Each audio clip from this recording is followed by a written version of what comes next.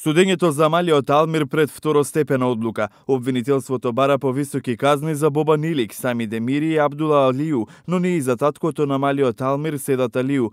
Адвокатот на Илик, Стеван Павлевски, очекува ослободителна пресуда, зашто Илик немало каде да оди. Делото, тврди, го сторил само во одбрана.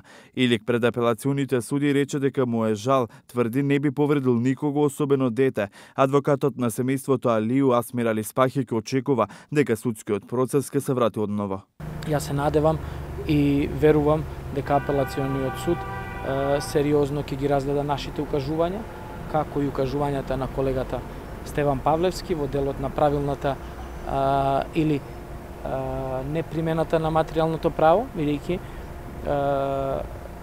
јас уште од самиот почеток тврдам дека не може Бобан Илич да биде осуден за ова кривично дело за кој што е осуден сега, бидејќи тоа не е собраќајка како што јавното обвинителство сака да ја представи.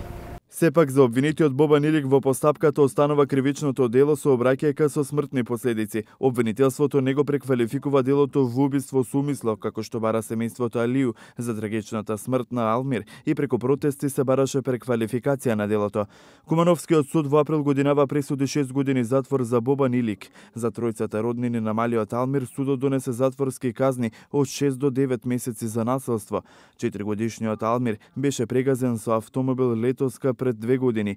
Од наводна расправија во Кумановската болница за тоа кој е наред до тепачка, Бобан Илик во обид да избега со автомобилот го прегази 4-годишниот Алмир, кој набрзо почина.